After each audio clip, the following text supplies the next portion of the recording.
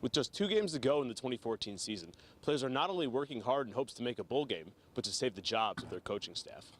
On a night where Illinois loses to a 6th-ranked Wisconsin Badger team at home, there's still a lot of excitement surrounding this team moving forward in the Big Ten. It was from that point on that Cubitt took Hardy under his wing and showed him the tough love needed for him to continue to grow as a player. Like Kyle, students go into the office behind me to make campaign phone calls to citizens in their district.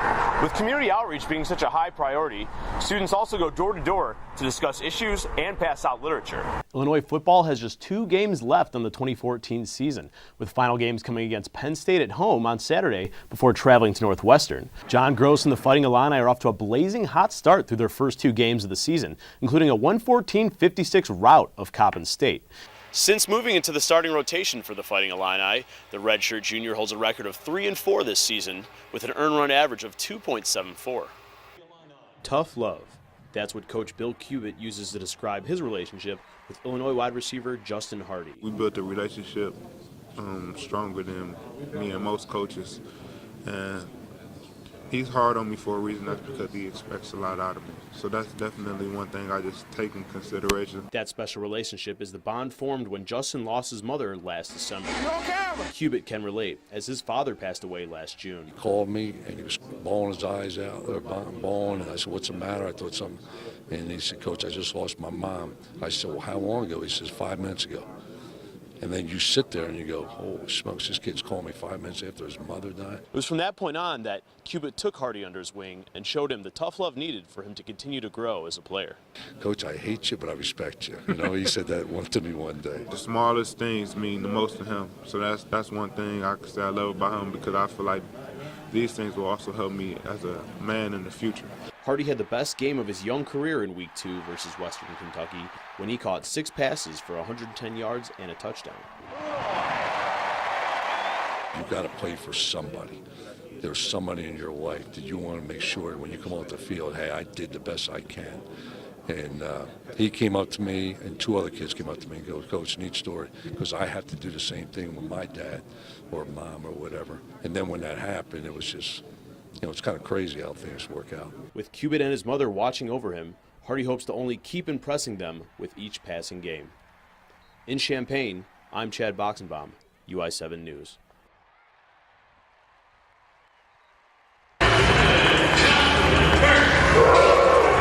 There's been plenty of noise surrounding Illinois volleyball these days. The Fighting Illini are off to their best start since 2011, the year that Kevin Hambly took the Illini to their only NCAA championship. After sweeping their first 3 Big Ten opponents, the Illini lost a tough one Saturday night, as a full crowd was in attendance for Illinois' night.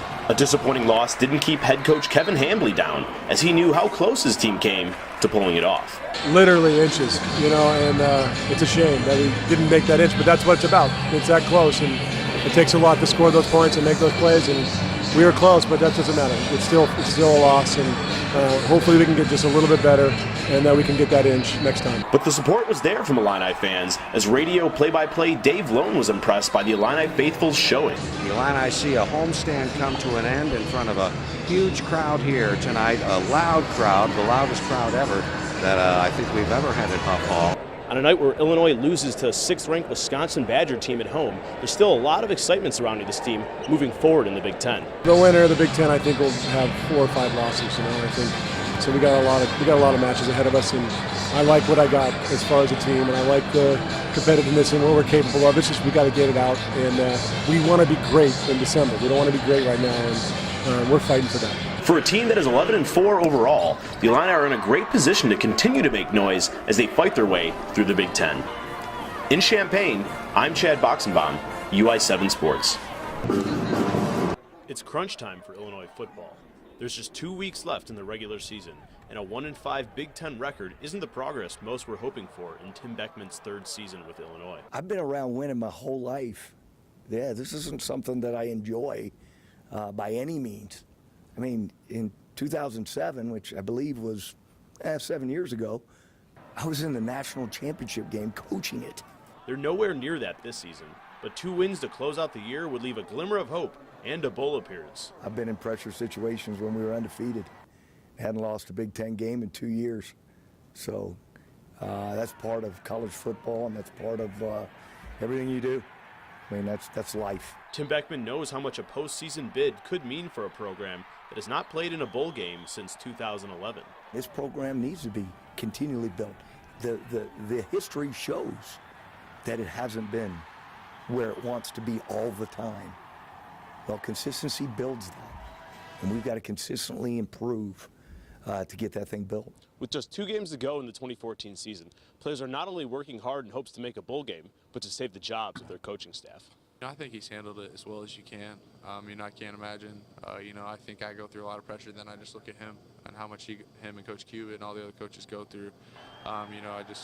We really just want to do it for them. I know because they've been so good to us as players, and he's been positive throughout the whole year. There's a lot on the line for this team, coaching staff, and program in the final 2 weeks.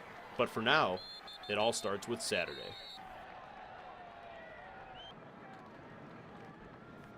The Illinois baseball team gets to soak up the sun as they will travel to the Dominican Republic November 22nd through the 29th. The Illini get a rare opportunity to play against multiple Dominican Summer League teams. NCAA regulations state that these teams can make foreign trips every 4 years. Summer League teams that the Illini will play will include the Dominican Air Force team, the New York Yankees, Houston Astros, and Chicago White Sox Dominican Summer League teams. So pretty rare and lucky opportunity there for Illinois baseball. They get a chance to go to another country and pretty much stay there a whole week. That'll be fantastic. I went to the Dominican last winter, and it was absolutely beautiful. wow. So good luck to the Illini. Thank you, Chad. Thanks. Comes down to Oklahoma State and Illinois for the services of 5-star recruit Juwan Evans.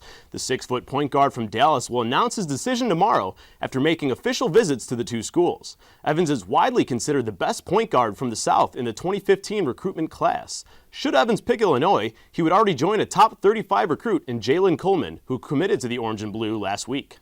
Illinois outside hitter Jocelyn Burks was named Big Ten Player of the Week.